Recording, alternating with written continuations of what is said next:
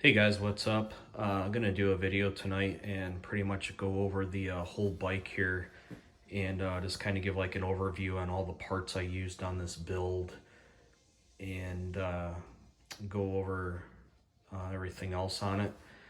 And just want to throw it out there too. I'm not sponsored by any of these companies. I wasn't given any of these parts for free to do any kind of reviews on them or anything. Paid for everything out of my own pocket and got everything mostly from vendors on like the R6 pages and got, at least a little bit of a discount on everything. But overall, everything that's currently on this bike right now, I have about $31,000 in aftermarket parts on this bike. Kind of hard to believe, and once I added everything up, I was pretty surprised at what it came out to. And I've been riding sport bikes for probably 20 years, and this is probably one of the best builds I've done, where I actually had the funds to just go all out and buy all high-end parts. All my previous bikes I've had, I just done the normal, slip-on air filter and other things here and there. But this one kind of got the idea when I found out that Yamaha was discontinuing the street legal R6 in 2020. So I had to go and pick one of these up. I originally started out on a first gen R6 that was carbureted. I think it was an '01 or '02, and then I jumped up to a brand new '04 R6 that was fuel injected. Had a cross plane R1. Had a Honda RC51, Gixxer 750, now this bike. So this is when I really want to do something special on it, with it, like I said, being the last street legal year. All the carbon fiber I have on this bike, I think I have about 6 grand just in carbon fiber on it, and that includes, I do have Moto Composites 100% carbon race belly pans that are coming. That's all like one piece, which I like how it fits better than the carbon belly pans that are on there now. And I also have full 100% carbon fiber Moto Composites fairings coming for it with the blue weave in it, so that'll look pretty cool once I get those. So start here at the front end. I got the Rizoma Veloce mirrors on it. Originally had the winglet stealth mirrors, didn't like those. I liked how they looked, but couldn't see anything out of them. And this has, if you want to do track days, you can just pop the mirrors off, and then there's some different bolts you use. These are just like the mirror block offs you would use on it. I have the zero gravity Corsa smoke windscreen on it. I didn't want to do the dark smoke since it's too hard to see out of it, so just a little bit of a light tint on it. It's pretty good for nighttime. And also another thing too is I really wanted to do some track days on this bike, but unfortunately with my work schedule, I work rotating shifts. Currently on third shift right now, and I don't get the weekends off. So unfortunately, all the tracks here in Arizona run on the weekends. So working, I'm unable to attend the track days for now, and maybe my schedule will change down the road. But still got some good riding weather here in Arizona for right now. We'll be getting hot here probably in another month or two, and then summer times I usually don't ride when it's over 100. It's just ridiculous, especially with all the gear on. So I mean, 8 months out of the year, it's pretty good here to ride. So hot weather's coming soon. You can see the front fairing. It's got the blue weave in it, and it's from Moto Composites as well. Same thing on the front fender's got the blue weave in it, Moto Composites. And go to the front wheel here. I'm running Gelfer wave rotors on it. Got the Pro Bolt titanium rotor bolts on it. And then for the wheels, got the OZ Gas RS wheels in the limited edition matte electric blue on it. Got some carbon air cooling ducts for the brake calipers on it. Then I'm running the Öhlins FGRT 219 forks on it. Akasoto calipers with Brake Tech stainless steel vented pistons in them. And let's see here, we got the Van Hill brake lines with the titanium quick disconnects on them. I love these, they're so nice if you need to take the calipers off or do anything. This push down on that, pop it off, and doesn't lose any pressure. And then running up there with the T on it. I got the carbon winglets on here from GP Racing or GP Carbon. I don't remember the company, but it's from Velox Racing. They're a company that's on an island like off the coast of France. And let's see, headers on here. Of course, I got the Spark full titanium exhaust system with the Konix silencer or exhaust canister on it. And then got the, kind of hard to see them through here, but Samco Sport silicone race hoses on it. Got rid of all the OEM, the metal pipes and all that. So running the full silicone hoses on it. Yes, another look here at the calipers. Of course, Pro Bolt titanium fasteners on that. Also, the pins are titanium on it. Running RNG Racing case savers, case covers on it. Here's the Graves Diamond no-cut frame sliders. Go up to the cockpit area here. Driven Racing carbon track day lever guards on it. Domino Moto GP grips. Apex Racing race switches on it with key delete, and got the Malati Racing triple clamp on it. Another Pro Bolt titanium stem nut up here. It kind of looks like it's not on all the way, but just how it fits with the triple clamp, it is torqued to spec, so it's good and tight. And down here we got the pit lane warm-up button for the Translogic quick shifter blip assist. Running Gale Speed, the VRC 19 master cylinder on it. And these brakes are super touchy with the calipers have 4 34mm pistons in them, and then with this master it's one finger brake and they're super sensitive. And then got the Rizoma brake fluid container, whatever you call it. Tygon hose and Driven Racing Halo clip-ons with the blue bars.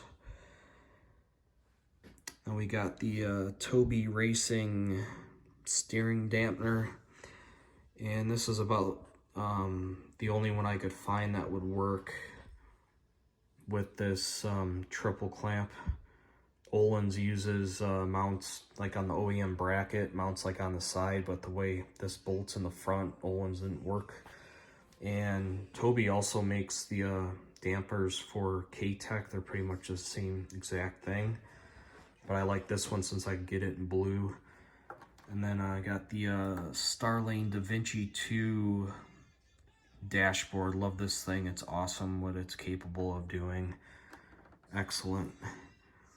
Left side race switches running Jet Prime.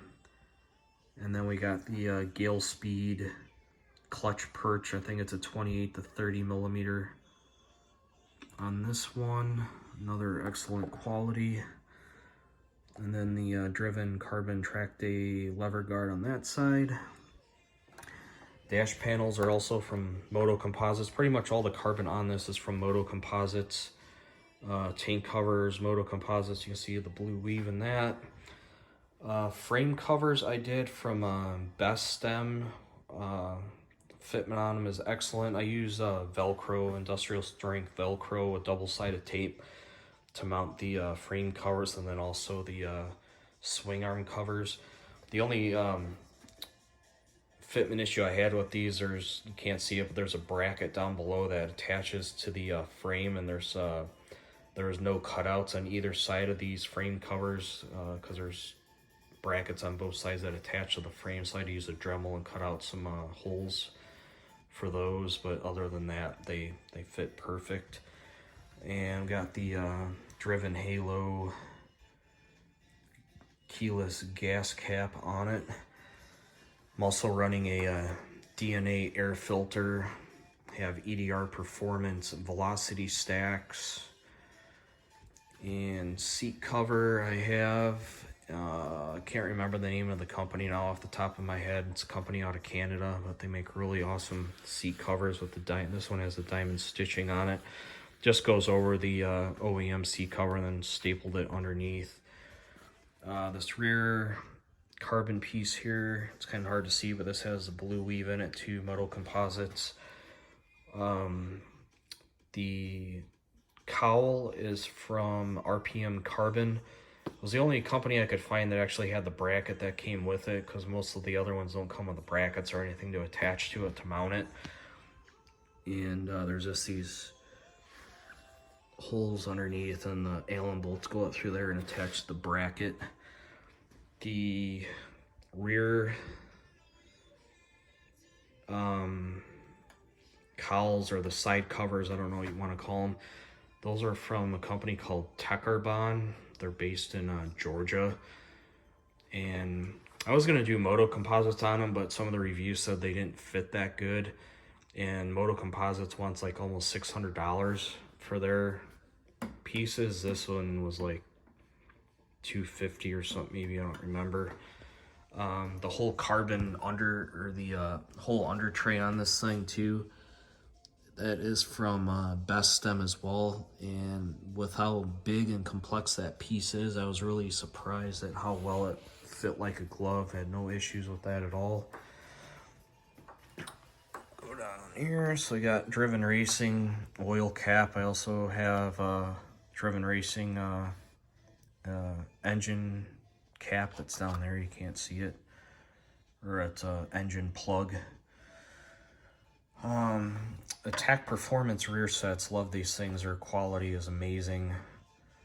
A lot of adjustability on them. Got the carbon heel guards that came with them, and then running the Gale Speed rear master cylinder. I think it's a 12mm piston on that, and then also the same thing in the rear with the Venhill brake lines and the titanium and quick disconnect, and then the underslung Behringer, the 2D1 caliper on it, and then Attack Performance GP lifters for the rear on it, and the OZ Racing rear wheel.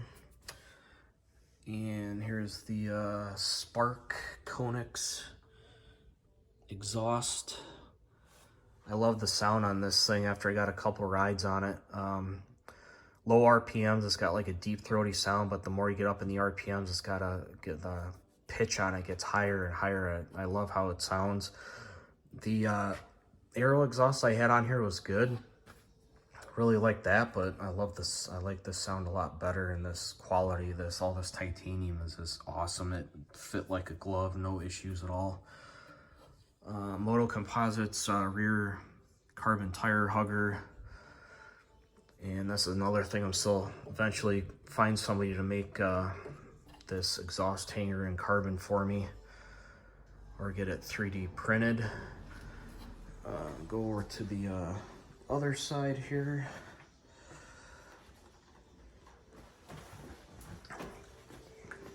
Kind of a tight work area here in my garage. I don't have a lot of room.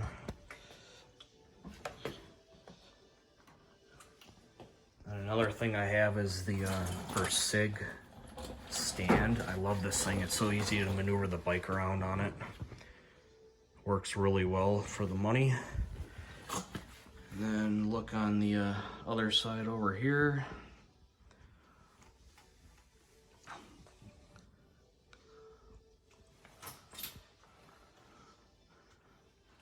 Well, then I did the RNG Racing carbon tank sliders on it as well. Pro grip for, not pro grip, stop grip is what I have for the tank, and then down here. Then I have Translogic quick shifter with the blip assist. I love this thing. It works so well, and it's so nice being able to downshift without the clutch, and upshift too. It's just go through all the gears so quick on it. And then the Moto Composites front carbon, or the front sprocket cover, I use a Dremel and cut the center of that out just so you can see the front sprocket. Also make sure the nut's nice and tight on it, and that it's staked where it's at, doesn't move at all. And then the Samco race hose on this side here, RNG cover on the stator, Tack Performance rear set on this side, and then I'm running an EK ZV X3, I believe is the chain on it. I think for the next chain I'll probably do the 3D chain. That one looks pretty nice, but I still think the tensile strength on this is like 9,300 pounds, so they're about the same. And then rear running the Öhlins TTX GP shock on it.